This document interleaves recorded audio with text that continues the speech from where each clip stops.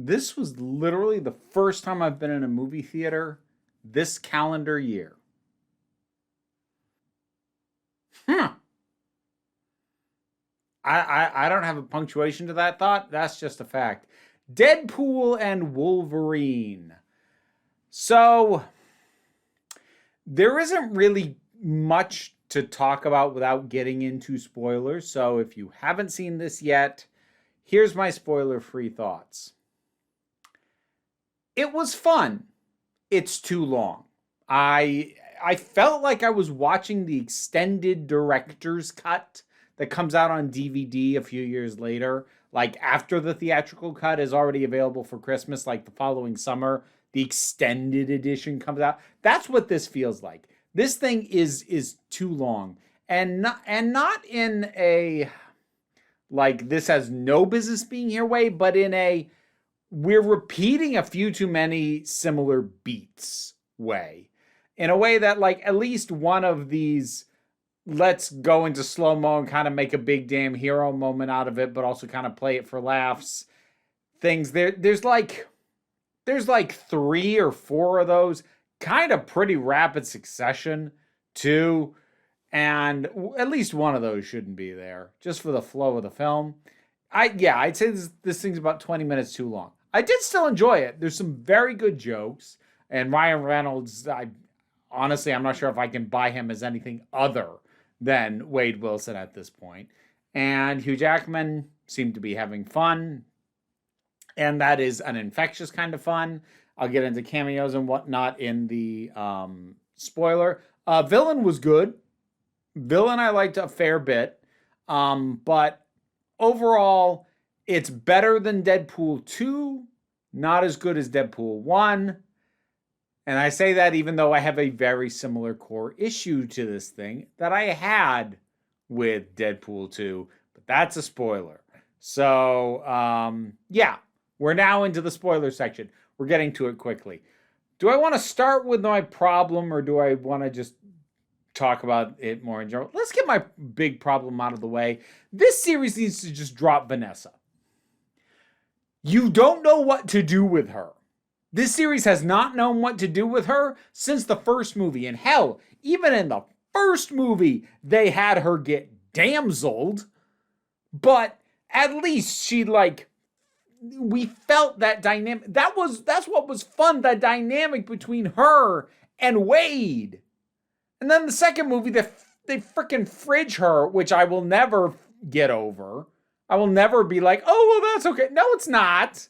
And then this time, well, thankfully they don't do that again. They do the second most infuriating cliched thing that happens to writers who knew how to write characters getting together in the first place, but didn't know how to write a continuing relationship, which is that they broke up in between films. How flippin' original. And no, don't give me that, oh, but it's Wade's character arc in this to realize, what he's willing to do for her even if she's not with him and like what he's willing to sacrifice for people. I don't care. This is so cliche. This is so tired. And I liked the two of them together. Why is this franchise afraid to just give us the two of them together? Just stop having her show up. You don't know what to do with her. Leave her out of it. If you ever do another Deadpool movie, just leave her out of it. Cut Miranda Baccarin like a compensation check, a sorry you're not in this one check, but leave the character out of it. You don't know what you're doing. That really did irritate me. For basically the same reason that the fridging irritated me in the first one. Although the fridging was worse because fridging a character in general is just a bad thing to do. In addition to the fact that it was a waste of her, and what was nice about her was her dynamic with Wade. We got none of that last movie, none of it in this one. Why is she here? Okay, moving on from that. So yeah, the TVA is brought in so we can have time variants, so we can have multiverse, so we can have cameos. And we kick it off with Happy Hogan. Decent scene. Goes on a little too long. But, it's establishing things. Some of the returning characters were decent, even though they weren't used in a great capacity. I like seeing Negasonic and her girlfriend, even though they're not in it much. I still like seeing them. I like Blind Al. Oddly enough, you think I'd be tired of that shtick by now. I actually still like her. I think it's just she's got such... Leslie Uggams has such good performance chemistry with Ryan Reynolds. It kind of overrides the fact that they're just repeating jokes with her. It didn't matter. They just sell those jokes so well. We get a decent amount of Peter. I'd say just the right amount of Peter. We've got some other stuff, like Colossus is there for a hot second. Didn't need to be, but like, fine, whatever. I mean, there's no reason for him not to be there. He just doesn't do anything. And a few other random things like that. Derpinter, the taxi driver, and oh crap, what's his name? One of the X-Force guys. Why can't I think of... I keep thinking Longshot, but it's not... Shatterstar! That's the one. That's who I was thinking of. Like, he's in it briefly, but yeah, whatever. So, Reynolds is doing the jokes pretty decently, and the jokes are mostly working. But again, some stuff just gets extended a bit longer than it needs to be. Honestly, a lot of the action scenes, not even the joke scenes, like the fights with Logan, I see the only one, like the one in the car kinda worked for how long it went on, and thankfully they did a fade out on it. But like their first initial fight, I'm like, this, okay, starts out kind of cool, but then I'm like, we're still going. Because like, I know these two can fight each other indefinitely. They both have really good healing factors. This could just go on forever, and I don't need it to. Nah. Lot of cameos in Cassandra Nova's little army. Surprising number of them were clearly returning characters, but not returning actors. It's a fun mix. You get a few folks in there. Took me a second to recognize Pyro with the way they had him done up. Our Chris Evans cameo. That's another thing that kind of went on a little bit too long. Like, the reveal is great because initially we see the arm, and to me it looked like the way Doctor Strange's arm is often bandaged up. Then he pulls the head back, and it's like, oh, it's Chris Evans, so you think Captain America. But then instead of saying Avengers Assemble, he says Flame On, and it's Johnny Storm. Like, that was you got me. You got me with that. I feel like I should have guessed that. I didn't. You got me. Cool. His stuff after that reveal is not great, and it's not really his fault. It's just not great material. It's just not. The other cameos later are better, though. Elektra was kind of nice to see. I was legit pumped seeing Wesley Snipes' Blade. That got me psyched. Oh, talk about something I just assumed. It wasn't even like a conscious, he'll never play the part again. Like, it was just a completely unconscious assumption. Like, I will never see that man play Blade again. But there he was! Oh! And even calling back to the ice skating uphill line, which was a little forced, I still smiled. Oh, that was good.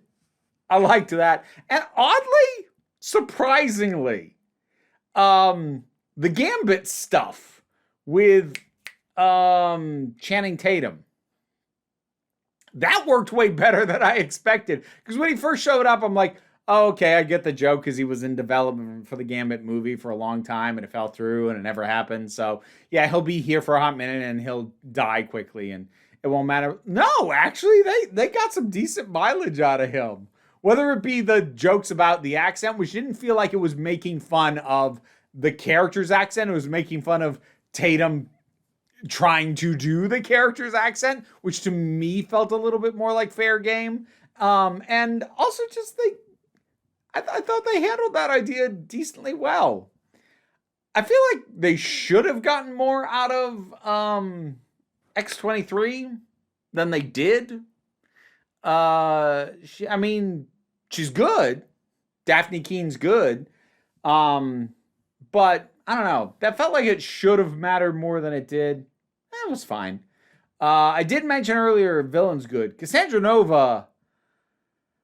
I'm almost kind of bummed we're not gonna get her again. I mean, I suppose in theory we could. In theory, multiverse and all that nonsense. But like, she was good. Like, the sense of control she just had over pretty much everything. And even when they've got the Juggernaut's helmet on her and it cuts off her powers, and she's like, I can't do what you want until you take this helmet off me. And the instant you take this helmet off me, I'm going to kill you. And she's just laughing about that. She was great. She is a good, arrogant, aggravating villain. She was one of the highlights, actually. And this series has not ever really been great with villains. If we can be completely honest, it's been kind of, she's good. I like her. If they can figure out a non-convoluted way to have her show up again, I wouldn't say no. We've also got, I guess, what we'll call it, secondary villain with Paradox from TVA. But like, the fact that he's a villain is pretty incidental. Like, he's there as an exposition dump initially, but the making him kind of a bad guy, well, no, not kind of, he is a bad guy, but making him a bad guy is a way to give him a little bit more flavor and a little bit more character than might have been the case otherwise. And that works well enough. The dog was adorable, like the dog. I think some of the jokes with Nice Pool, was that what they called him? Some of those went on a little long. The Deadpool core, that was the action scene I had in mind when I was thinking there's too many extended big damn hero slow motion action scenes. That's the one in my mind that should have been cut and should have been inserted back in for an extended edition. And not that it was bad, but it wasn't any better than the getting to Cassandra fight with Elektra and X-23 and Blade and Gambit. And it's also like stalling and keeping us from dealing with Cassandra and getting us to the proper climax of the thing. So it feels unnecessary and fillery, and it kind of hurts the flow of the movie. It's pretty good. Like, I like the extended one shot, but I'm not sure that was worth it. Again, it's not a bad action scene, but it bloats, and it's the kind of thing that's in there, and it bloats.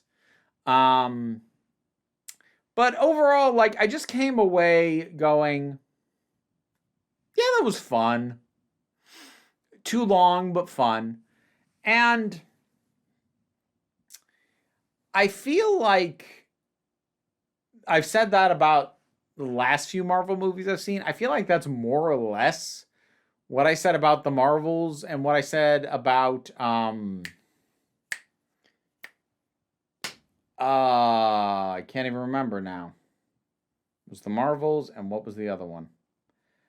Boy, these things do not stick in my head anymore at all. I guess the Eternals? There's been another one, hasn't there? Am I completely losing it? I don't know. But I feel like, Quantumania, that's the other one I was thinking of. I was like more or less like, yeah, that was fine. That was fun on those.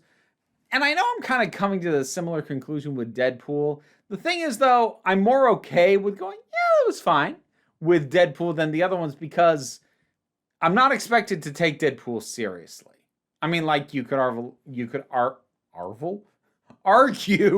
that I wasn't really supposed to take the Marvels all that seriously either, but that didn't feel like it was completely done baking, or I suppose you could even say that about Quantumania, but they were still dealing with stuff and with characters who just felt like it was supposed to matter. This is Deadpool.